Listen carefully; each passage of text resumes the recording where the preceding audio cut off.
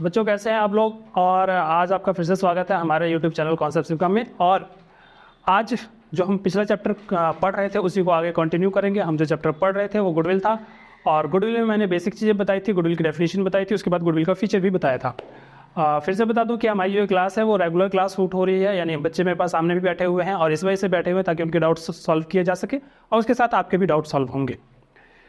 तो गुडविल क्या होती है? गुडविल की बात मैंने आपको बताई कि भी गुडविल जो होता है वो अर्निंग कैपेसिटी बताता है किसी भी बिजनेस का, कि कोई भी बिजनेस कितना अर्न कर सकता है इन फ्यूचर। तो जो ज़्यादा से ज़्यादा फ्यूचर में प्रॉफिट्स अर्न कर सकता है, ठीक है, वो ज़्यादा गुडविल मेंटेन करता है, और जिसका फ्यूचर में प्रॉफिट कम होता है वो कम गुडविल मेंटेन करता है। तो गुडविल जो निकाली जाएगी वो पास्ट एफर्ट्स के बेसिस पे निकाली जाएगी, और गुडविल जो जनरेट होती है वो पास्ट एफर्ट्स के बेसिस पे जनरेट होती है। यानी पहले से आपका बिजनेस चल रहा है, जितने दिन से चल रहा है, जितना आप एफर्ट्स करते हो, गुडविल का नाम मतलब बिजनेस का नाम उतना अच्छा होता है। बिजनेस की अर्निंग कैपेसिटी जो उतनी ज़्यादा बढ़ती है तो उसकी वो गुडविल होती है, ठीक है। गुडविल का फीचर क्या होता है? तो मैंने आपको बताया पिछली क्लास में कि गुडविल जो होता है इंटेंजिबल एसेट्स होता है, इसकी कोई फिजिकल एग्जिस्टेंस नहीं होती, ठीक है। इंटेंजिबल एसेट्स मतलब ऐसे एसेट्स जिसे ना तो देखा जा सकता है ना छुआ जा सकता है, सिर्फ महसूस किया जा सकता है कि हाँ भाई ये है, बट हम उसे ना तो देख सकते हैं ना छू सकते हैं।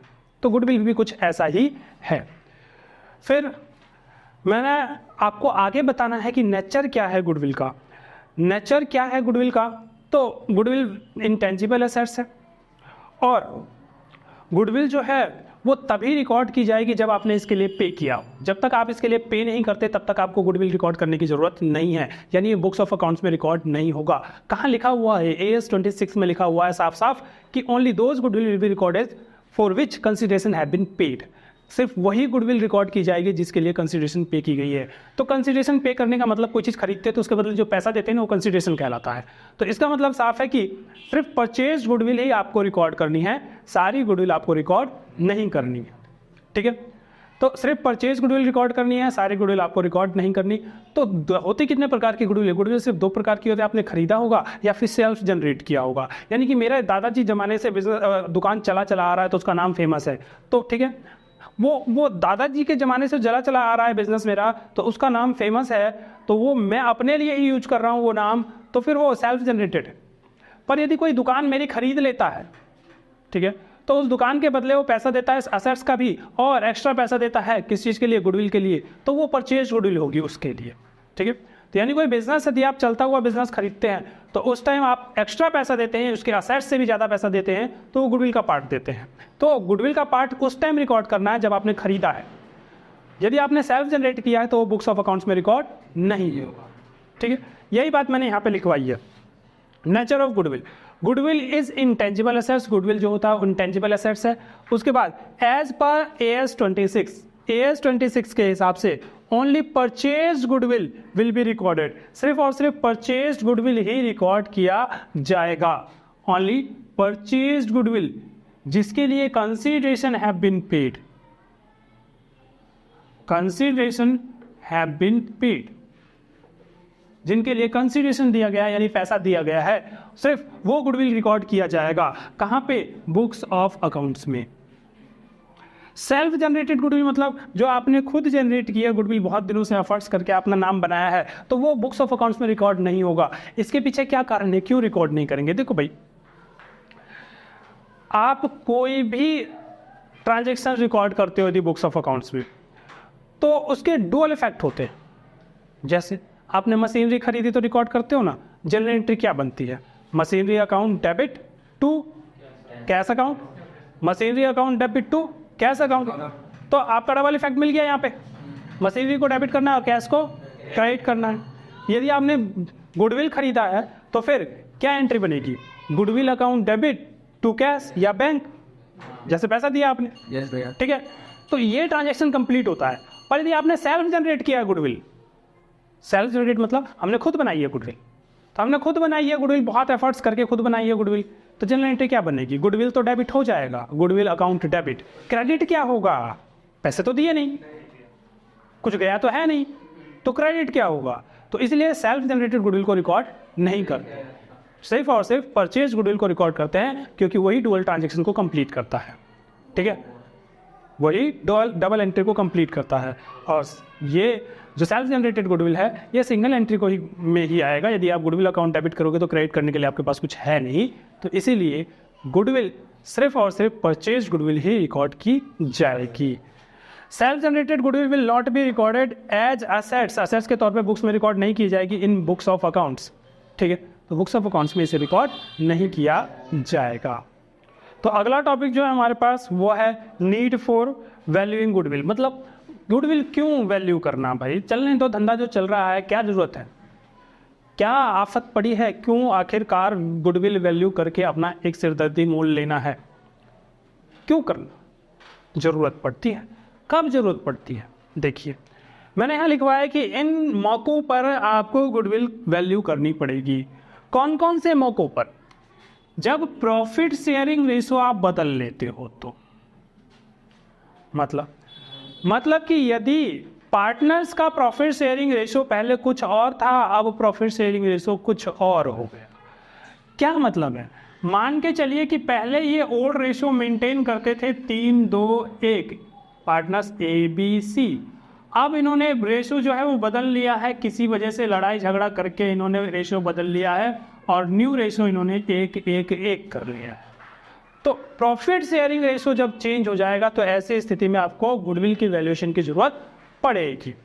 कैसे पड़ेगी इसका प्रॉपर एक चैप्टर है, उस चैप्टर में आपको समझ में आएगा। जब नया पार्टनर एडमिट किया जाता है, when new partner is admitted, जब नया पार्टनर एडमिट होगा, admission eight the time of admission, तो एक नया पार्टनर जब एडमिट होगा तो आपको नहीं लगता कि किसी भी पुराने फर्म में कोई नया आदमी पार्टनर बन के आए तो उसका फायदा हो जाएगा, है ना।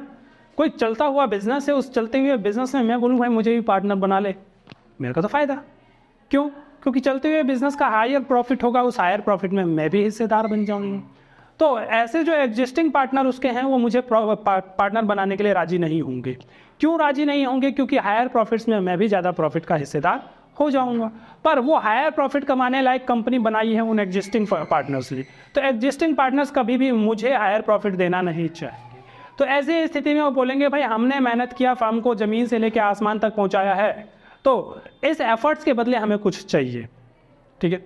तो हम कहेंगे भाई किस चीज़ के पैसे चाहिए तुझे एक्स्ट्रा, तो वो कहेगा कि भाई हमने एफर्ट्स किया है, फर्म का नाम कुछ नहीं था, आज फर्म का नाम देखो कितना ज़्यादा है, ठीक है। तो इस नाम बनाने के पैसे चाहिए। तो नाम बनाने के पैसे चाहिए का मतलब ये है कि वो गुडविल के पैसे मांग रहा है, ठीक है। तो जो नया पार्टनर है वो गुडविल के पैसे लेके आएगा, जितना हिस्सा शेयर चाहिए उतने हिस्से का गुडविल का पैसा लेके आएगा और पुराने पार्टनरों को देगा, तभी पुराने पार्टनर नए पार्टनर को एडमिट करेंगे, ठीक है। तो eight the time of admission of partner, जब नया पार्टनर एडमिट होता है तो ऐसी स्थिति में आपको मतलब नए पार्टनर को गुडविल के पैसे लाने पड़ते हैं, इसीलिए गुडविल की वैल्यूएशन करनी पड़ती है। व्हेन एग्जिस्टिंग पार्टनर रिटायर्स, जब एग्जिस्टिंग पार्टनर रिटायर होता है, ठीक है, तो एग्जिस्टिंग पार्टनर यदि रिटायर हो जाए तो भाई मैं बहुत दिनों से काम कर रहा था इस पार्टनरशिप फर्म में, किसी वजह से बीमार, मतलब उम्र ज़्यादा हो गई, 70-80 साल हो गया, अब मेरे से नहीं होता फर्म में आना जाना काम करना, तो मैं क्यों ना फर्म से रिटायरमेंट ले लूँ। तो ले सकते हो, बिल्कुल प्रॉपर नोटिस दे दो, आप रिटायरमेंट ले लो। पर एक बात बताओ, यदि मैं रिटायरमेंट ले लूँगा तो मैं अपने हिस्से का शेयर छोड़ के जाऊँगा? अरे शेयर तो छोड़ के जाओगे ना, नहीं बात समझ में आई। मैं क्या बोलूँगा, मेरे पैसे दे दो जितने बनते हैं, तो क्या कहेंगे, मेरा अकाउंट चेक करेंगे कैपिटल का, कैपिटल में जितना पैसा है वो टोटल वोटल करके मुझे दे देंगे, ठीक है। तो अब तक जो मैं 1/4 प्रॉफिट लेता था, रिटायरमेंट के बाद 1/4 प्रॉफिट मैं थोड़ी लूँगा, नहीं, तो वो तो जो बचे हुए पार्टनर है वो खाएंगे मेरे हिस्से की रोटी, है ना भाई। अब एक रोटी था, उस रोटी के 5 टुकड़े किए जाते थे, 6 टुकड़े किए जाते थे, 3 टुकड़ा जो है वो ए लेता था, 2 टुकड़ा बी लेता था और 1 टुकड़ा सी लेता था, ठीक है। अब मैं कौन हूं? मैं हूं सी, रिटायर हो गया। जब सी रिटायर हो गया तो क्या अब रोटी पूरी नहीं पकेगी? इतनी ही पकेगी रोटी। ऐसी रोटी बनते हुए देखा है तुमने? नहीं, तो रोटी तो पूरी पकेगी भाई, रोटी खाने वाला यदि यहाँ से चला जाए तो इसका मतलब रोटी थोड़ी आधी पकेगी, रोटी तो उतनी ही पकेगी, पूरा गोल ही बनेगा रोटी फिर भी। ठीक है, तो यानी कि मेरे हिस्से की रोटी ये कौन खाएंगे, ये खाएंगे, ये खाएंगे, है ना, क्योंकि मैं तो रिटायर हो रहा हूँ, मैं अपने हिस्से का आटा लेके घर जा रहा हूँ, है ना, पर रोटी तो पूरी पकेगी। तो वो जो मेरे हिस्से की रोटी है वो कौन खाएंगे, ए खाएगा और बी खाएगा। बात समझिए, प्रॉफिट तो उतना ही कमाया जाएगा, पार्टनर रिटायर हो जाएगा तो भी। तो ऐसे स्थिति में रिटायरिंग पार्टनर जो है वो बोलेगा भाई मैं जा रहा हूँ, मेरी मेहनत के प्रॉफिट तुम खाओगे, अब कुछ तो दे दो एक्स्ट्रा, है ना, मेरे मेहनत के प्रॉफिट आगे से तुम खाने वाले हो तो कुछ दे दो एक्स्ट्रा। तो गुडविल वैल्यू की जाएगी उस टाइम पे। ठीक है, फर्म का नाम जो बनाया गया है वो तो एग्जिस्टिंग जो रिटायरिंग पार्टनर है उसका भी मेहनत था ना उसमें, तो उसको भी कुछ ना कुछ मिलना चाहिए ना। बात समझ में आई? तो उसको भी कुछ ना कुछ मिलना चाहिए, इसीलिए उसको भी गुडविल का पैसा दिया जाएगा। तो गुडविल वैल्यू करना जरूरी है रिटायरमेंट के टाइम पे। सेम तरीका पार्टनर मर जाता है तो मरा हुआ पार्टनर तो लेने नहीं आएगा ना। हाँ, तो मरा हुआ पार्टनर नहीं लेने आएगा तो कौन आएगा ले, उसकी फैमिली से कोई आएगा। ठीक है, जो उसके जान पहचान वाले होंगे, फैमिली वाले होंगे, रिलेटिव होंगे, जनरली हम नॉमिनी कहते हैं ना, बैंक अकाउंट में लिखवाते हो ना नॉमिनी का नाम। हाँ भैया, कि इन केस जो जिसका खाता धारक है वो खाता धारक मर गया तो जो नॉमिनी है उसको पैसा मिलेगा। हाँ, इसी प्रकार से पार्टनर्स के भी, यदि पार्टनर मर जाता है तो उसके भी जो नॉमिनी है, यदि नॉमिनेटेड है तो, या फिर कोई भी उत्तराधिकारी जो उसका लीगल हायर उसको मिलेगा। ठीक है, आइए, जब फर्म को बेच दिया जाता है, मैंने एग्जांपल दिया कि भाई एक चाट की दुकान थी, मतलब चाट का एक रेस्टोरेंट था, वो बिक रहा था, तो 5 लाख के असेट्स थे और वो मतलब कुल मिला के 5-7 लाख के असेट्स थे और 15 लाख रुपए मांग रहा था। ज़्यादा पैसा जो मांग रहा था वो गुडविल के मांग रहा था। तो गुडविल के 7 लाख कैसे बना दिए भाई तूने, कुछ तो अंदाजा बताएगा। हाँ, तो उस टाइम पे गुडविल की वैल्यूएशन की जाती है। ठीक है, एट द टाइम ऑफ एमएलगमेशन, एमएलगमेशन का मतलब होता है मिलन। जब दो पार्टनर मिलके एक होते हैं, जब दो पार्टनरशिप फर्म मिलके एक होती है। ठीक है, जब दो पार्टनरशिप फर्म मिलके एक होती है तो ऐसे स्थिति में हम कहते हैं कि ये एमएलगमेशन ऑफ पार्टनरशिप फर्म। ठीक है, दो पार्टनर जो है वो दो पार्टनरशिप जो है वो मिलके एक फर्म बना रही है। जैसे मान के चलो कि हमारे पास एक फर्म है फर्म ए और दूसरी फर्म है फर्म बी, तो ये दोनों मिल जाएंगे और आज के बाद इन दोनों की शादी हो जाएगी और इनका नाम होगा फर्म ए बी। इसे कहते हैं एमएलगमेशन। ठीक है, तो दो पार्टनरशिप फर्म का जुड़ के एक फर्म हो जाना उसे कहते हैं एमएलगमेशन ऑफ पार्टनरशिप। उसके बाद when firm is converted into a company, उसका स्टेटस बदल जाता है। फर्म था, अब वो कंपनी बन गया। फर्म का स्टेटस अलग होता है, पार्टनरशिप एक्ट 1932 गवर्न करता है फर्म को और कंपनी को करता है कंपनीज एक्ट 2013। तो स्टेटस बदल गया। ठीक है, एक प्रकार से कास्ट बदल गई। आम भाषा में नहीं होता कास्ट बदल गई, तो कास्ट बदल गई। इसका कास्ट था पहले फर्म का, अब वो कास्ट क्या हो गया, कंपनी। तो ये 6 स्थितियां हैं जब आपको गुडविल को वैल्यू करना पड़ेगा। Change in profit sharing ratio, when new partner is admitted, when existing partner is retire और डाइज, या फिर partnership firm is sold at the time of amalgamation, और when partnership firm is converted into a company. ठीक है, अब अगला topic, जैसे मैंने कहा कि आपके इलाके में कोई फेमस दुकान हो जो जैसे उसने बताया रतन कचौड़ी वाला, तो रतन कचौड़ी वाला जो है वो क्या करता है कि अपने क्वालिटी की वजह से या फिर लोकेशन की वजह से जहाँ वो लगाता होगा उसकी वजह से फेमस होगा, या फिर अपनी क्वालिटी बहुत अच्छी कचौरियाँ बनाता होगा जिसकी वजह से ज़्यादातर लोग उसके पास खाने जाते होंगे, या फिर ऐसा होगा कि बहुत दिनों से लगा रहा होगा, टाइम पीरियड बहुत ज़्यादा लिया होगा इस वजह से। दूसरी बात यह होगा कि उसने जो इन्वेस्टमेंट किया होगा, जो मैनेजमेंट वगैरह होगा वो काफ़ी अच्छा होगा, होम डिलीवरी भी करता हो क्या पता। ठीक है, और पैकिंग वगैरह बड़ा अच्छा करता होगा, इस वजह से ज़्यादातर लोग उसके पास जाते होंगे। और यदि और बात किया जाए तो उसका लोकेशन अच्छा होगा, किसी ऐसी जगह लगा रहा होगा कोने वोने पे, या फिर जहाँ पे नॉर्मली ज़्यादातर लोग आते जाते रहते होंगे, कॉर्नर टाइप पे, या फिर और कोई चीज़ यदि होगी। तो कुछ ऐसे बिजनेस होते हैं जो अपने नेचर की वजह से फेमस होते हैं। खाने पीने वाले बिजनेस यदि सही जगह पे लगाया जाए तो अपने आप फेमस हो जाते हैं, ठीक है। तो इन सब बातों से किसी भी फर्म के गुडविल के ऊपर फर्क पड़ता है, और यही बातें मैंने यहाँ पे लिखवाई है। चलिए, तो फैक्टर्स अफेक्टिंग द गुडविल, कौन कौन से फैक्टर्स अफेक्ट करते हैं? फेवरेबल लोकेशन, फेवरेबल लोकेशन मतलब चौक चौराहा, ठीक है, मेन रोड,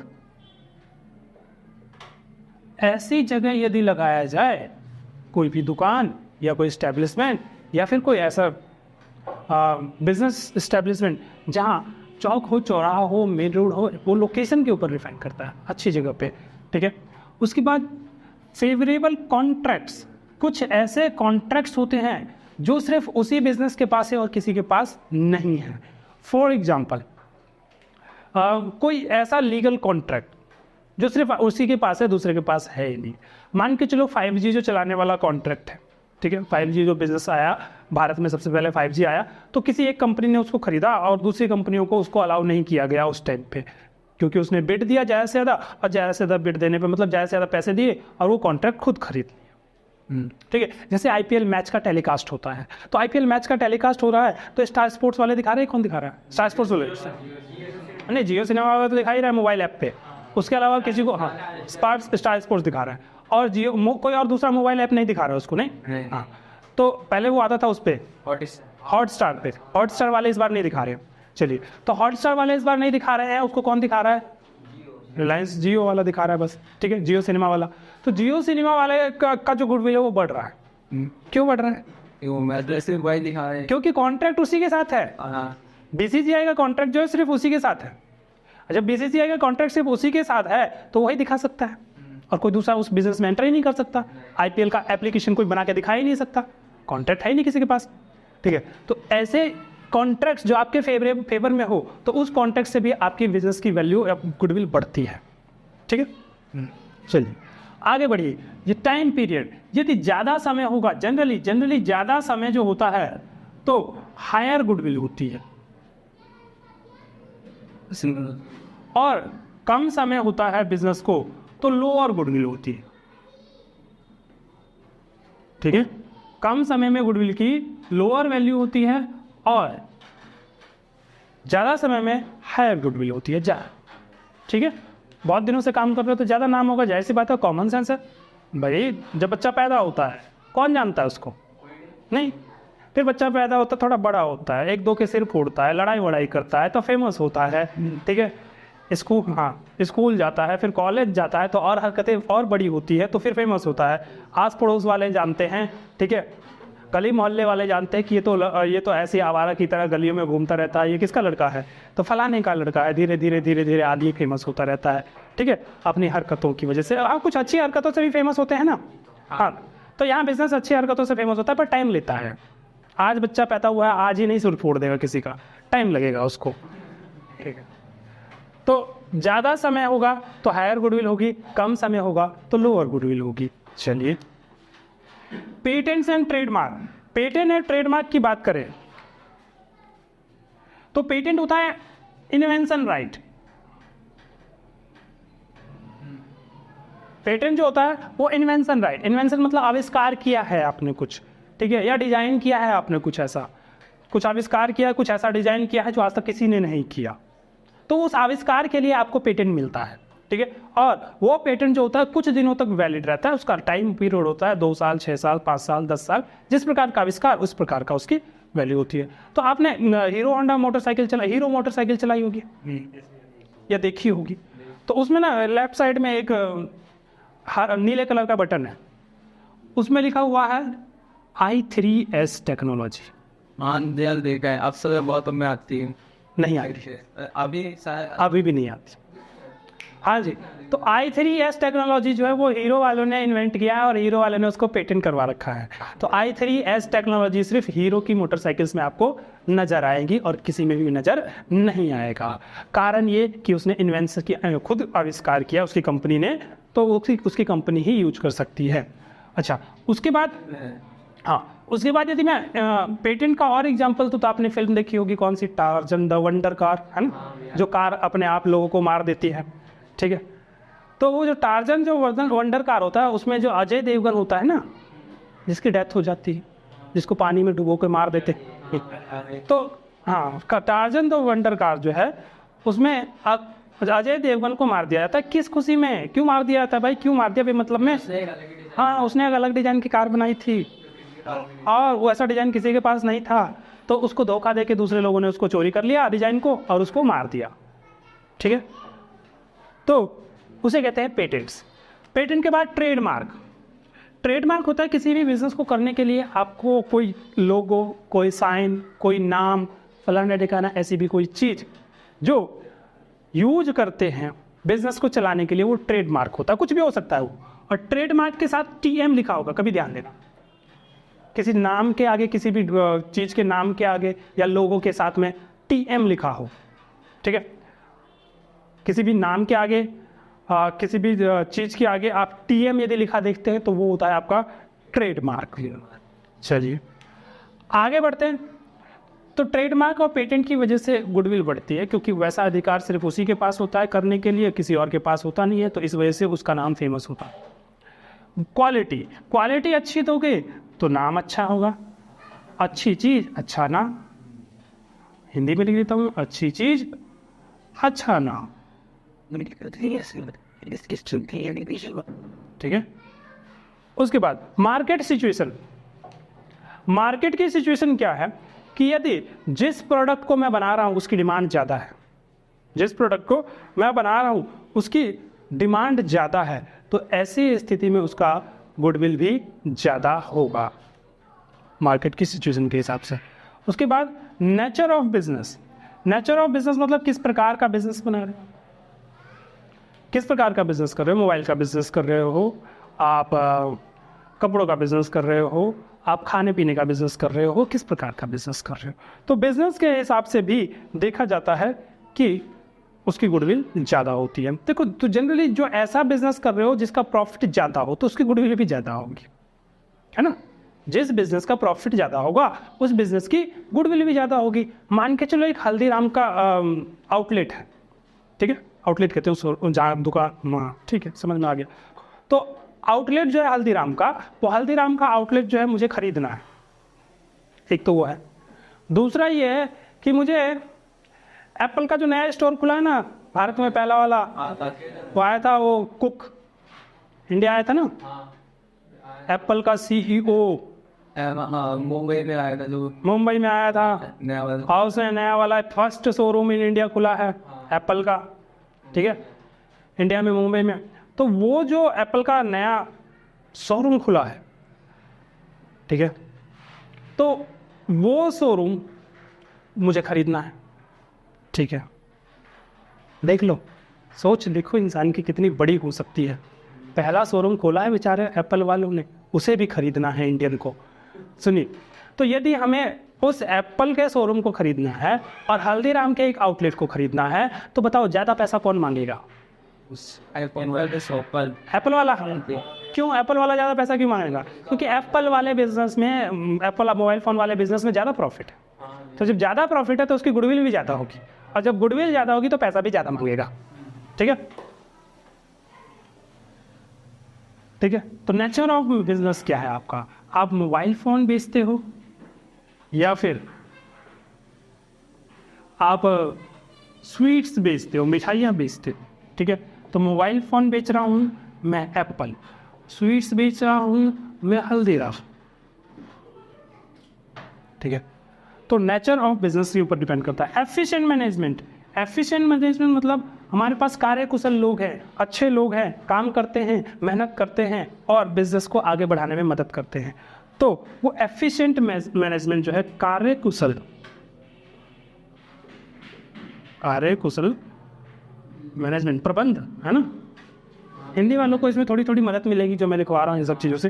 कार्यकुशल प्रबंध, ये क्या होता है? कार्यकुशल मतलब बढ़िया काम कर रहे हैं भाई, अच्छे लोग हैं, हमारे पास एफिशिएंट लोग हैं, मत कमा के देते हैं प्रॉफिट, किसी प्रकार की चिंता नहीं है, ठीक है। तो ये वो फैक्टर्स हैं जो किसी भी गुडविल को, किसी भी बिजनेस के गुडविल को इफेक्ट करती है। सबसे पहली चीज़ फेवरेबल लोकेशन, चौक चौराहा, मेन रोड। फेवरेबल कॉन्ट्रैक्ट, कोई ऐसा कॉन्ट्रैक्ट जो सिर्फ आपके पास है, दूसरों के पास नहीं है, तो वो फेवरेबल कॉन्ट्रैक्ट का मैंने एग्जाम्पल दिया। कौन सा एग्जाम्पल? IPL का Jio cinema, IPL match on Jio cinema. तो सिर्फ यही दिखा सकता है और कोई नहीं दिखा सकता। उसके बाद टाइम पीरियड में ज़्यादा समय हायर गुडविल, कम समय का बिजनेस है तो लोअर गुडविल। पेटेंट्स क्या होते हैं? इन्वेंशन राइट होता है, जो हीरो मोटरसाइकिल में i3S टेक्नोलॉजी होती है हीरो मोटरसाइकिल में, वो सिर्फ वही यूज कर सकते हैं और कोई यूज नहीं कर सकता। ट्रेडमार्क मतलब TM लिखा हो तो ट्रेडमार्क होता है, जिसके पास होगा वही यूज करेगा।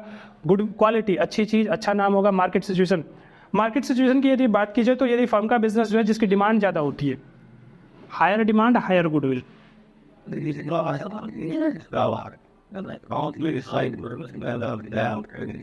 ठीक है, यदि डिमांड ज़्यादा है गुडविल ज़्यादा होगी। नेचर ऑफ बिजनेस आपका क्या हो सकता है? मोबाइल फोन का हो सकता है, फिर स्वीट्स का हो सकता है, जो जिसमें प्रॉफिट ज़्यादा होगा, हायर प्रॉफिट ज़्यादा होगा तो हायर गुडविल होगी। Higher profit higher goodwill.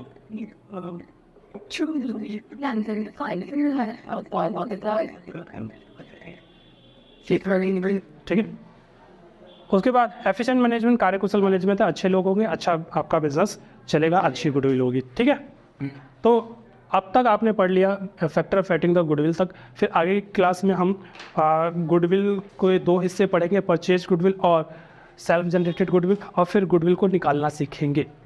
तो नेक्स्ट क्लास में हम नेक्स्ट वीडियो में आपको गुडविल की गुडविल का टाइप परचेज गुडविल है या फिर सेल्फ जनरेटेड गुडविल है, और method of valuation of goodwill में हम पढ़ेंगे किस किस प्रकार से गुडविल को वैल्यू किया जा सकता है। ठीक है, तब तक के लिए